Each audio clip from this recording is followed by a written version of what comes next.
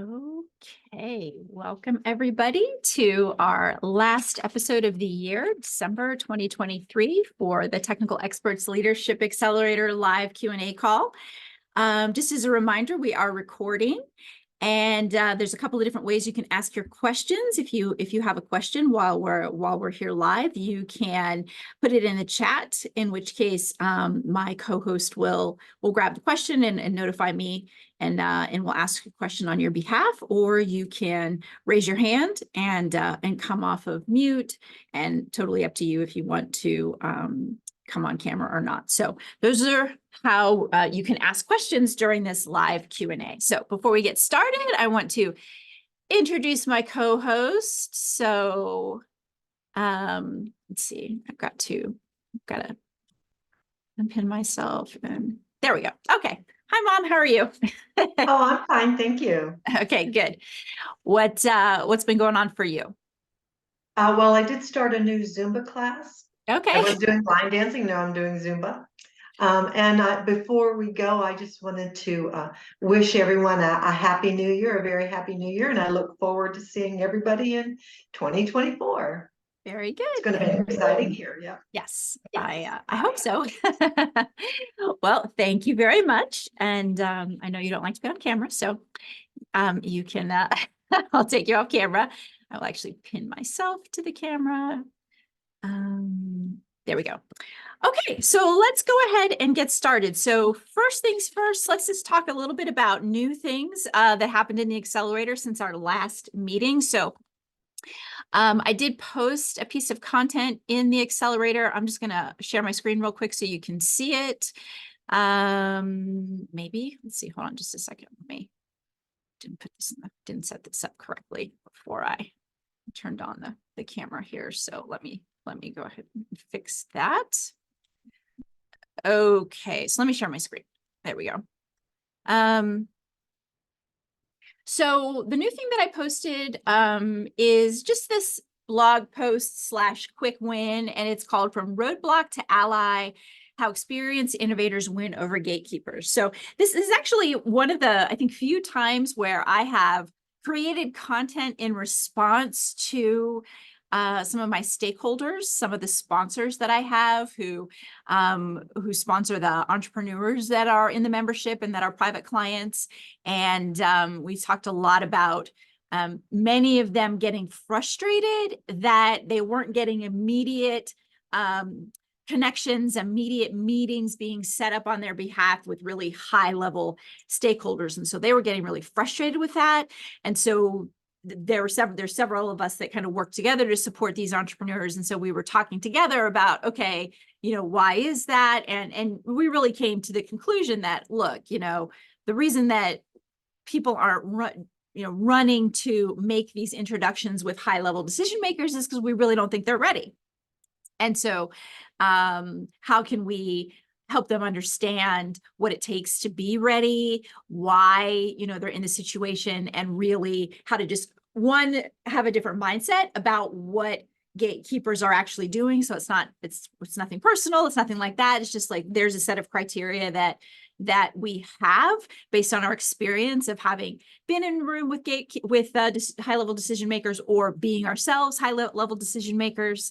You know, there's some criteria that we use, and it's important that, you know, we feel like you've met those criteria before we're really willing to open up our network for you. So that's really what this is about. So we talked about it, and I decided to just write something about it, because it has come up over and over and over again. So even if you're not an entrepreneur, if you've ever just been frustrated that it might even be your own boss, if like you have this great idea and you really feel like it should take off, it should, you know, have some legs and get some sponsorship, support, any kind of investment, and maybe your boss is kind of like, well, not really, I'm not really ready to talk about that yet. This will hopefully help you understand why and what you might be able to do to kind of fill in some gaps so that you can get your ideas off the ground. So that is a piece of content that I added. One thing I realized that I didn't add is I never posted last month's live Q&A replay. So I'll be posting both today's and last month's live Q&A replay in the accelerator in the next couple of days. I actually would love to get that done before I go on vacation on Friday. So those are kind of the new things that have been going on. Okay, so the next thing is I want to just go ahead and launch into the Q&A. So yeah, I'm going to go ahead and start with questions that I have that came through the survey, and things that have just come up in some of the group coaching sessions that I've had with various programs that I'm running. And I figure when I talk with private clients, it will also be relevant for those of you that are part of the membership. So I'll go ahead and launch. So the first question, well, actually, before I launch into the Q&A, I'm going to do a little mini rant because this happened yesterday. This came up yesterday afternoon. And it's really relevant. So, you know, as you know, I spend a lot of time talking with you all about executive level communications, and even also about like communicating to non-experts. So you've got that whole technical influencer training inside this membership. And, you know, I really think it's something that is critically important for you to master. And it's not just because it will, you know, help you in your career, and it's because it certainly has helped me, but also because there is a pervasive bias that lay people have about people like us, experts like us, because we sometimes use expert language that people don't understand. And I'll give you a perfect example. This literally happened yesterday. So I was just, you know, casual conversation, you know, minding my own business, like I say, casual conversation. And somebody that I was speaking with is, I think professionally, he's a lawyer. So he's a lawyer, and he was just like, oh, you know, Angelique, I'm so glad you're working with these, you know, with these engineers. I just got to love these researcher types, because I sent an email to this researcher, you know, on behalf of an entrepreneur that I'm working with, to ask if we could have access to his equipment. And, you know, I said, you know, can we plug into your equipment? And he was like, and wouldn't you know it, you know, the researcher came back with this like detailed list of questions about, when you say plug into my equipment, do you mean that you physically want to, like, you know, literally plug in with a plug, or with like a drive, or, you know, this person was really trying to get clarification on what was meant by plug in, because from this person's perspective, when he thinks about his equipment, that could mean several different things. So that was the exchange. But, you know, this lawyer was like, and, you know, then he came back with all this detail, and I was just like, dude, you know, I meant plug in, like gain access to. And you know, and then he sort of rolled his eyes, and I was sitting there thinking to myself, so let me make sure I'm clear on what you're complaining about. You're saying that this researcher you're complaining about him asking you for clarification because you use the wrong terminology for how to access his equipment. And it's his fault that he didn't just understand that you were using like this generalized colloquialism, and he's too technical for, following up with you with, asking for clarity. So it wasn't that the person who was asking to use the equipment who used the wrong terms to describe what he wanted. It wasn't that he used the wrong terms to describe what he wanted. No, he was complaining that the technical person didn't just immediately understand that he was like, talking colloquialisms or whatever, and came back with like this sort of like really wanting more precision about what he was asking about.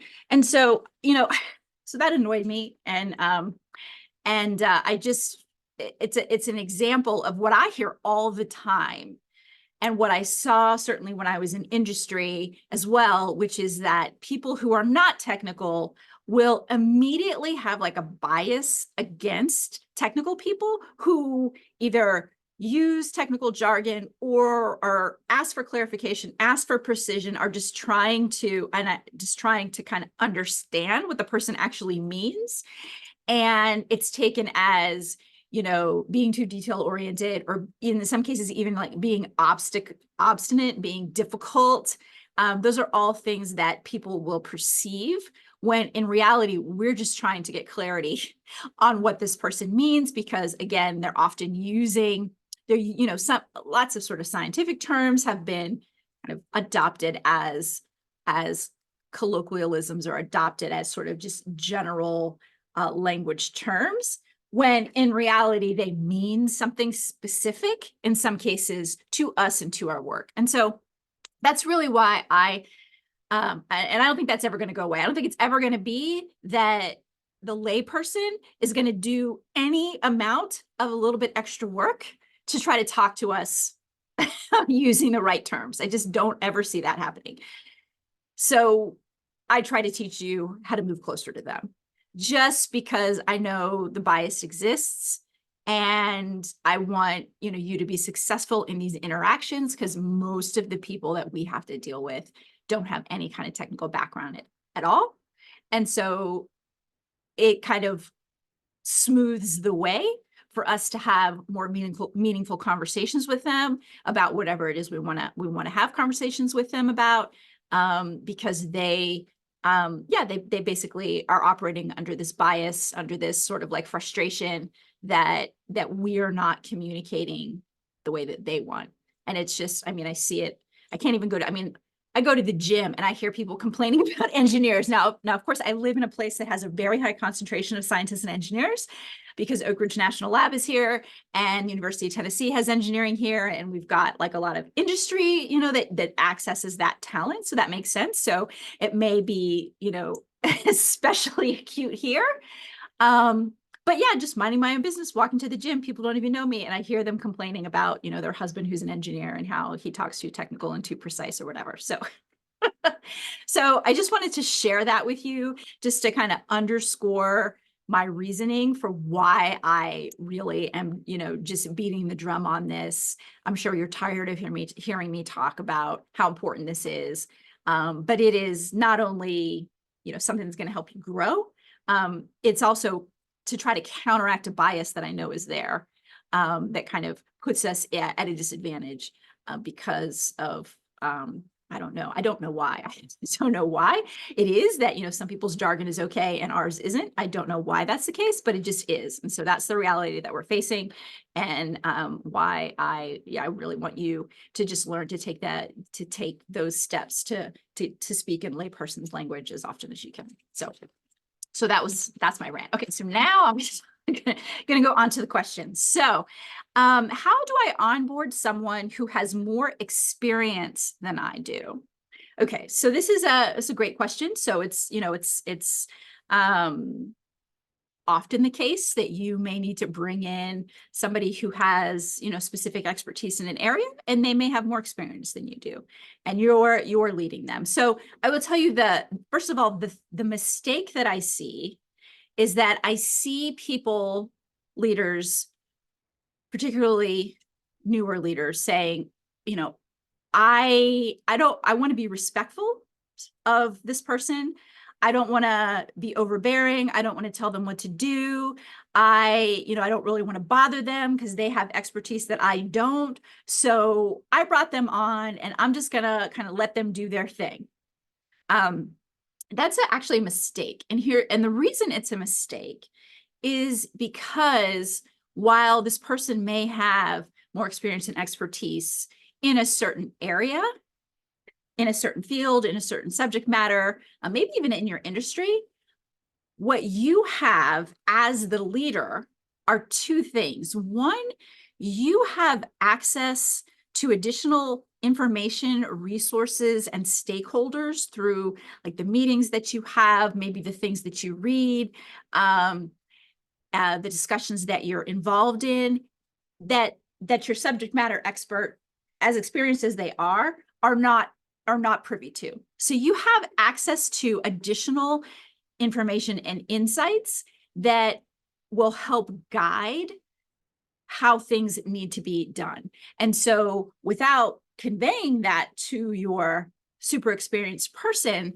they may do the right thing kind of in terms of their subject matter expertise, but it may be targeted at the wrong goals. It might be with the wrong sense of urgency. It might be with the wrong priority. So those are all things that really they don't necessarily know unless you share that with them and give them that level of guidance. The second thing that they don't have, and I actually forgot what the second thing is. I'm sorry, maybe it'll come back to me. I should have wrote it down. What is the second thing that I was going to say? They don't have access to the information. Oh, yeah. I mean, I think the other thing is they don't have really the same level of risk associated with not meeting goals that you as the leader do. So really you're accountable for the results of your whole organization. And so unless you are really driving that, you can end up, underperforming as an organization because you let this kind of subject matter expert, go and do their own thing. And so that can certainly be a challenge if you don't necessarily know exactly how that subject matter expert, what performance metrics they should have. Those are things that you should kind of look into and have a consultation with them. So anyway, so that's kind of the first piece, is just to recognize, I often see particularly less experienced leaders will really discount the amount of information and insights and resources that they have access to and how important that is to the overall mission, and actually the ability of this subject matter expert to do their job well, even if you don't have the detailed technical information. Now, with that in mind, so yes, you don't want to just leave them off.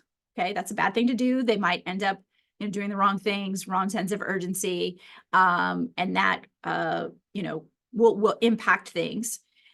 But you also, and I recognize this, you also don't want to micromanage them, right? Because they know that they have, they want to be respected for their work, same as we all do.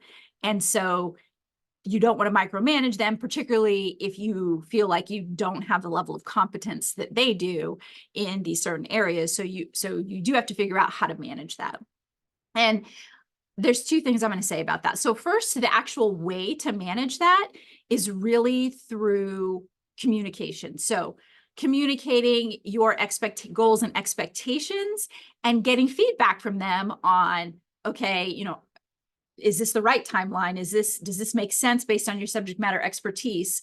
Help me understand how we can get these things done and what you think is reasonable. So that's part of the conversation.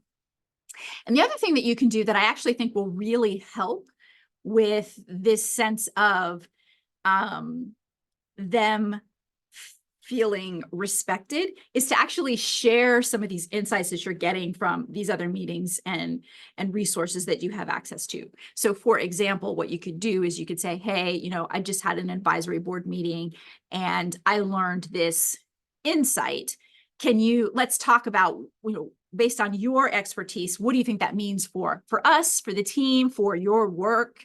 Like, how does that, is there an impact? Does that change things, etc.?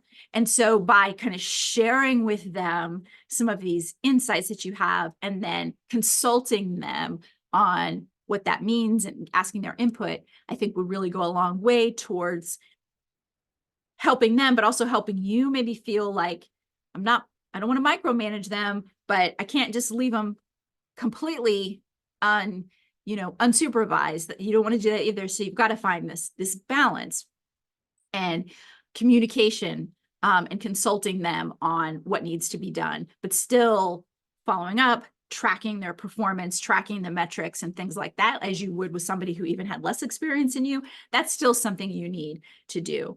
And it is balance. So there's an optimum there. It's individual.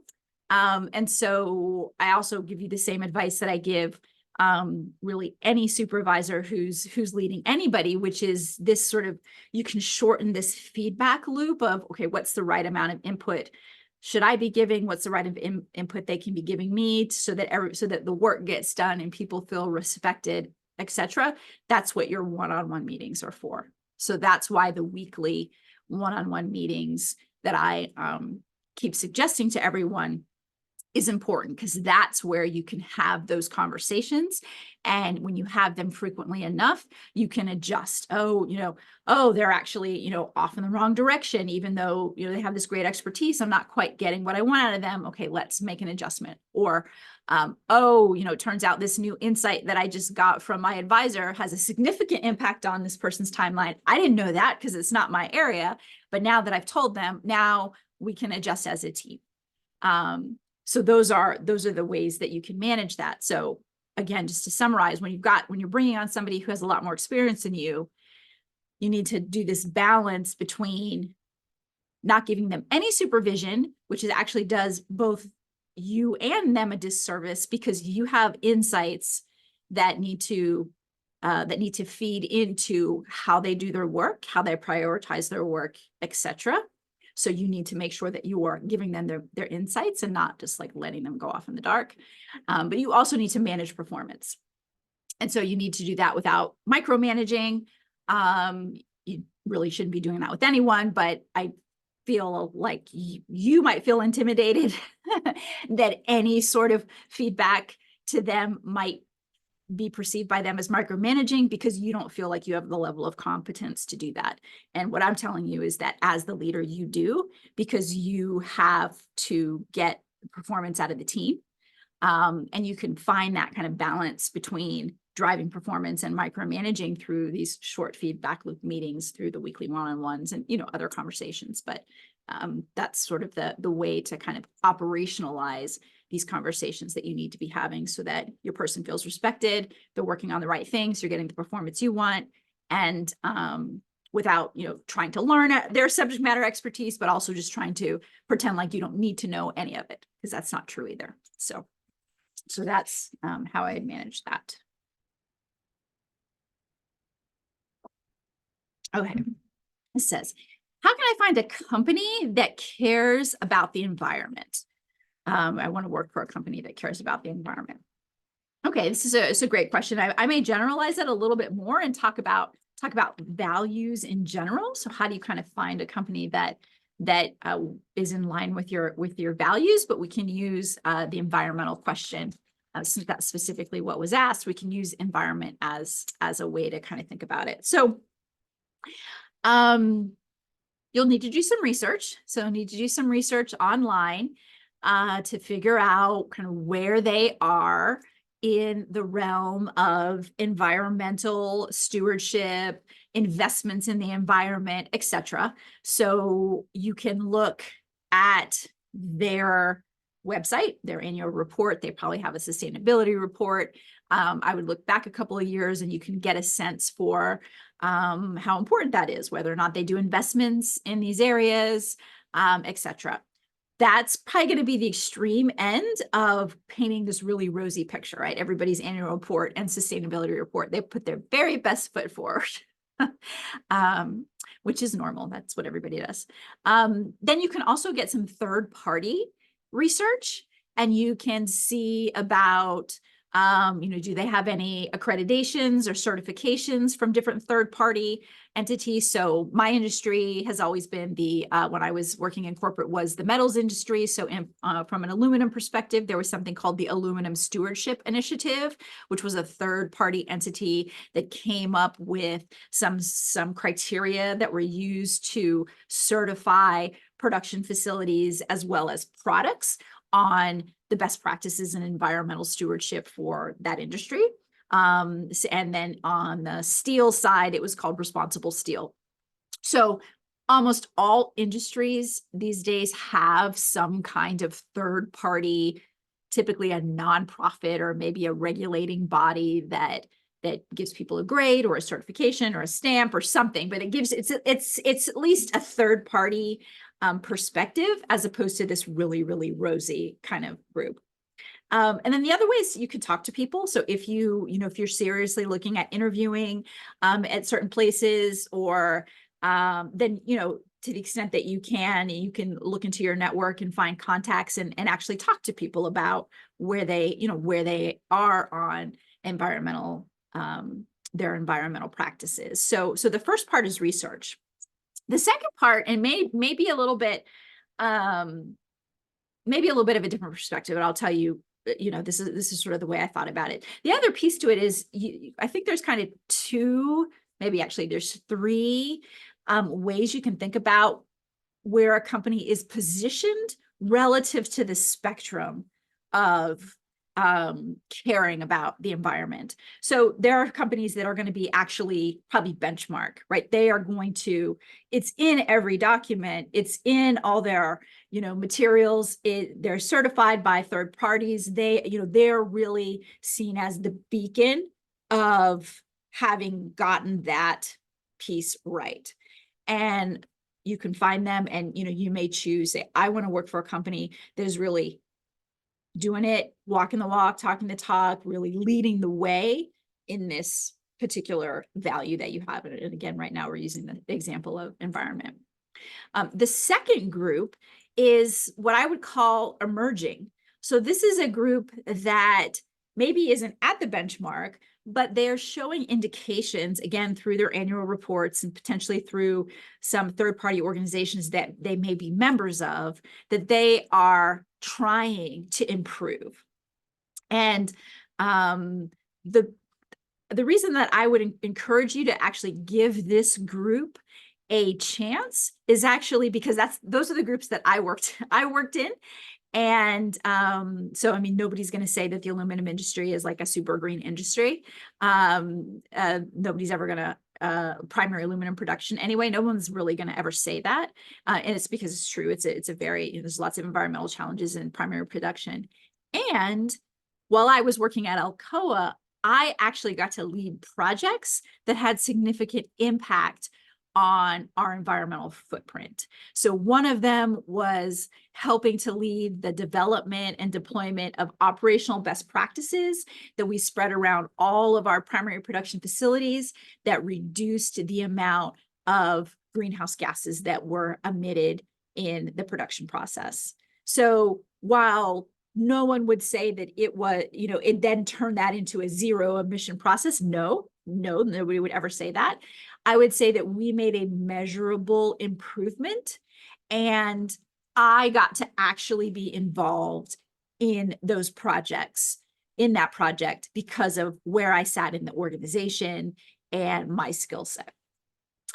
Similarly, we also developed a technology to reduce SO2, and I was deeply involved in the research and development and the first commercial pilot of that technology.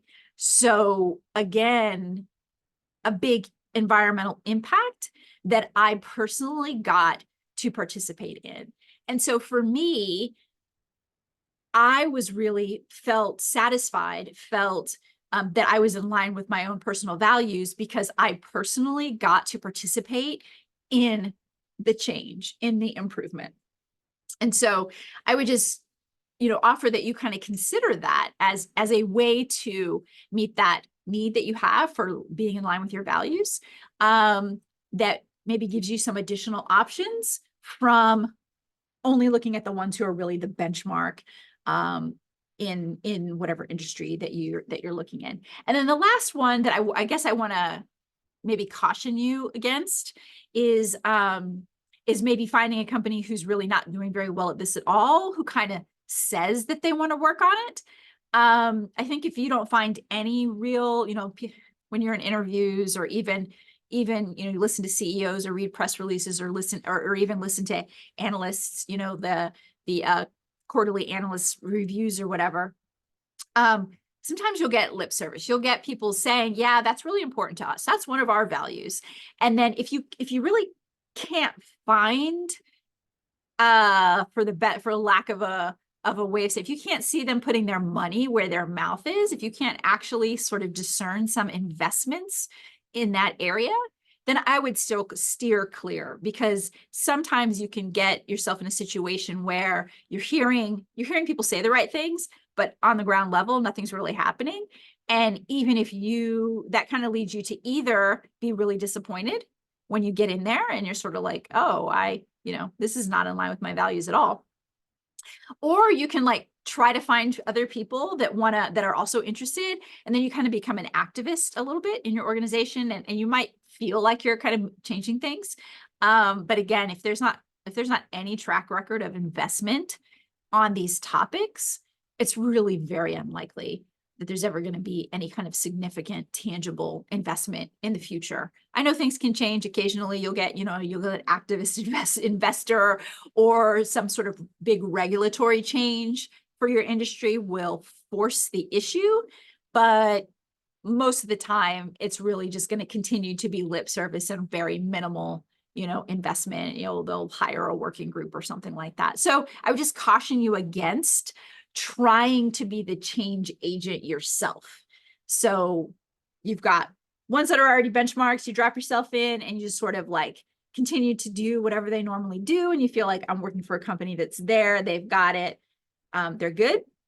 You can find a company that is really emerging, has evidence that they're trying to make changes, trying to make improvements, showing investments.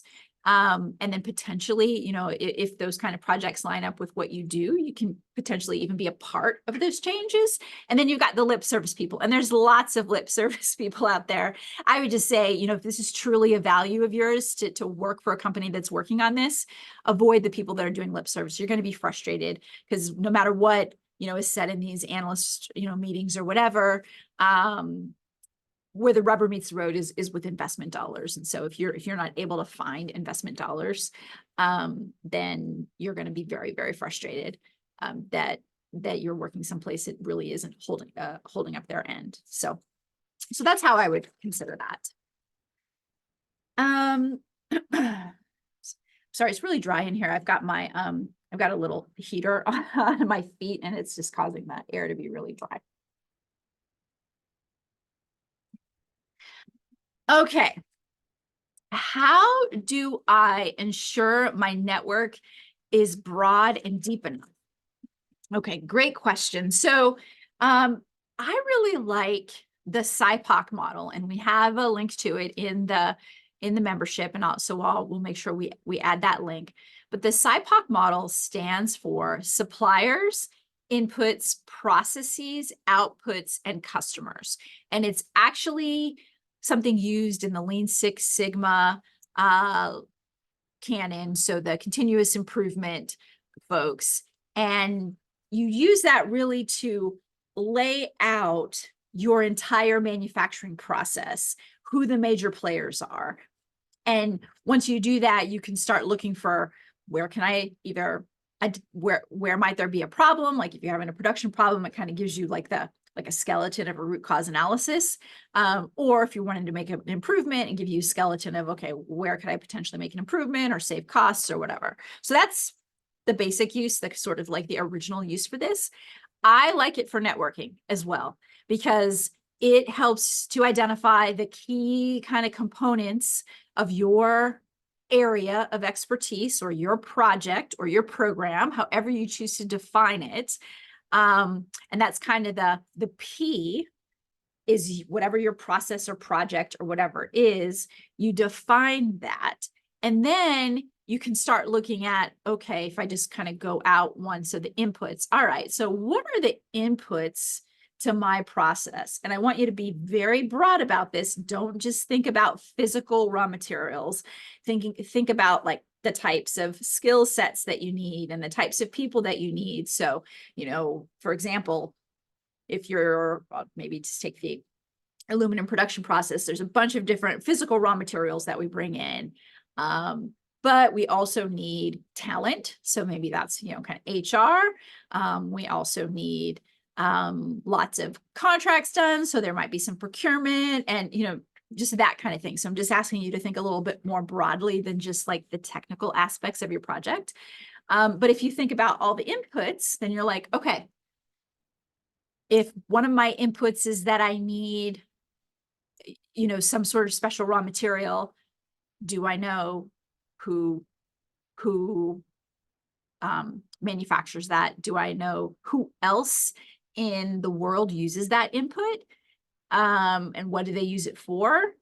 And just as you start to think about that, and just for every sort of aspect of this SIPOC model, you can just ask yourself, okay, do I know the people associated with each of those elements? And also you can ask, do I know the people who maybe use those things for different reasons?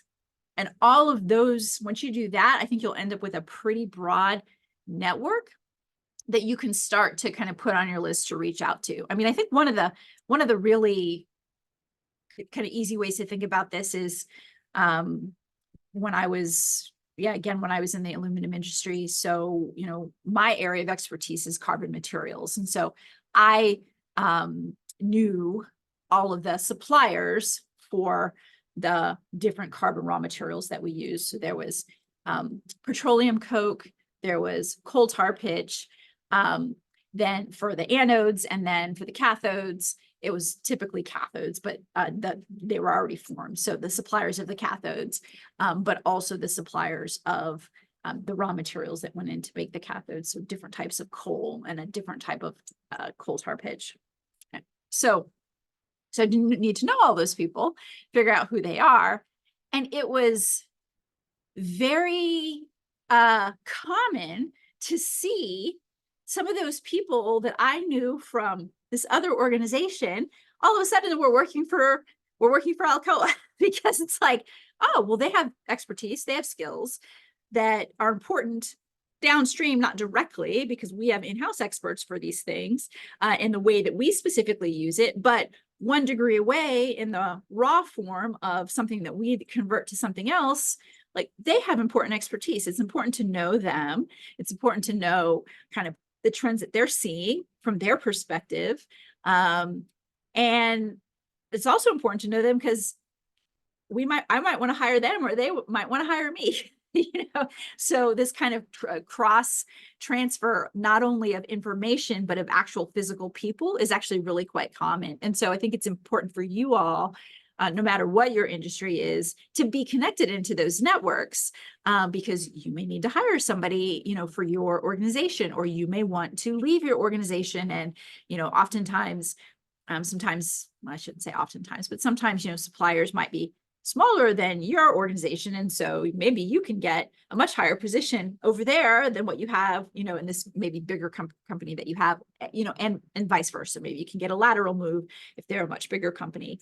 But now you have like a global role as opposed to a regional role or something like that. So, so it's important. So the SIPOC model helps you kind of think broadly.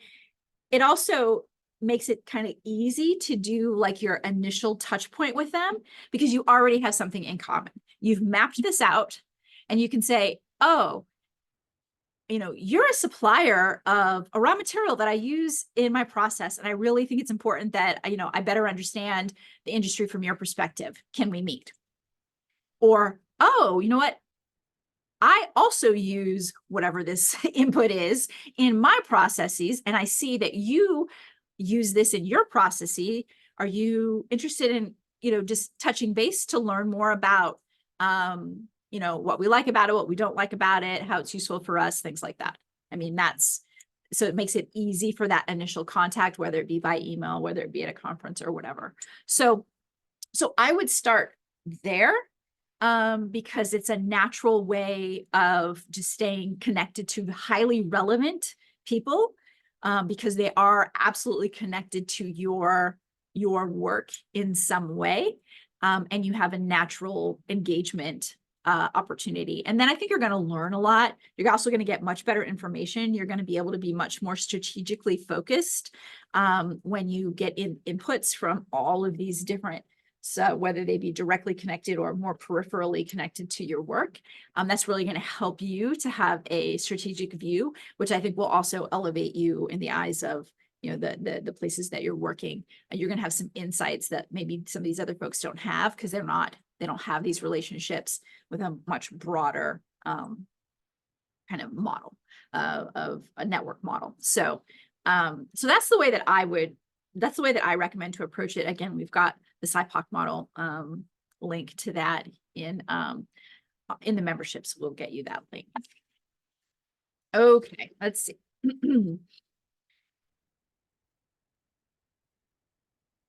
How do I deal with people that I need to network with for my job, but we just have very different points of view, political points of view, etc. I think it's a challenge. I have that challenge myself. In fact, so I'm the chair of the vice chairman. So I'll be the chairman of the board of the Boys and Girls Clubs here locally in Knoxville, which is a big nonprofit. And they do a lot of work with the state. So a lot of the funding that we get comes from the state of Tennessee. And so when I got invited to be the chair-elect, I knew that meant that I was going to have to go to Nashville, which is our state capital.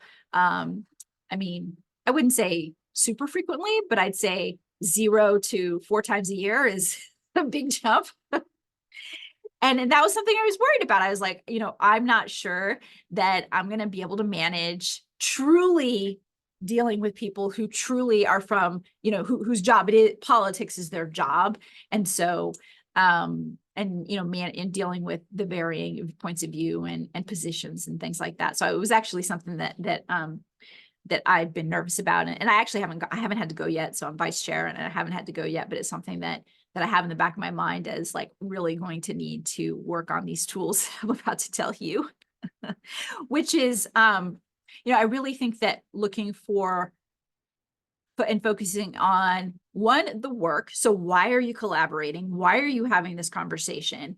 Really having that be the focus of your conversations. First of all, I think it's fine to say that you don't agree with things. I mean, I don't think that you need to be worried about, okay, I got to keep all this to myself.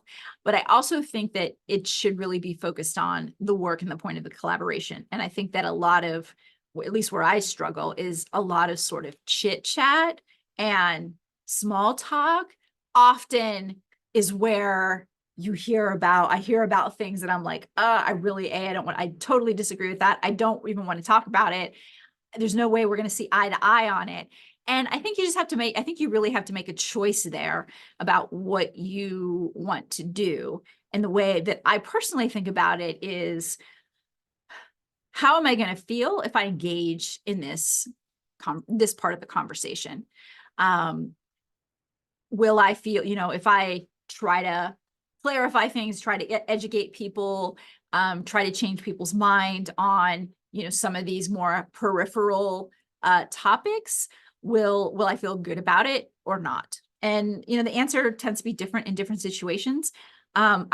I tend to default to, I'm probably not going to change anybody's mind, so I'll just keep my mouth shut. That's my personal choice. I know other people who really feel strongly that, like, if they don't really advocate for, certain things, then they are, they really are going to feel bad about it afterwards. So So I think at that point, you really, you really need to just make a choice for yourself. And I think it's better to think about these things outside of those discussions, really kind of reflect on this for now, where you're just sitting there downtime, and maybe you know that you're going to be meeting with somebody who might push some of your buttons because they have this very different point of view, and kind of really frame up your conversation, frame up how you're going to manage this. So you say, okay, I'm talking with this person for a reason.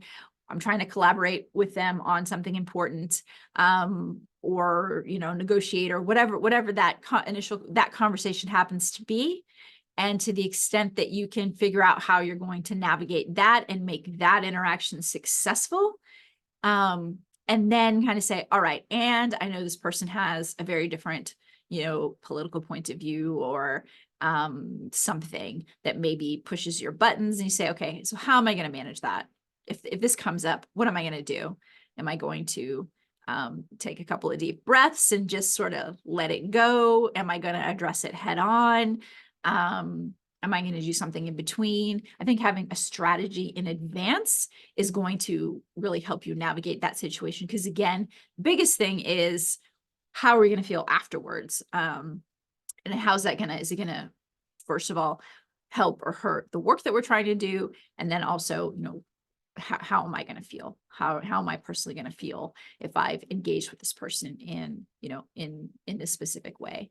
I think where I see a lot of folks get stuck is that they end up getting triggered maybe and saying things that they hadn't planned, and then regretting it afterwards. And so that's something that you want to avoid.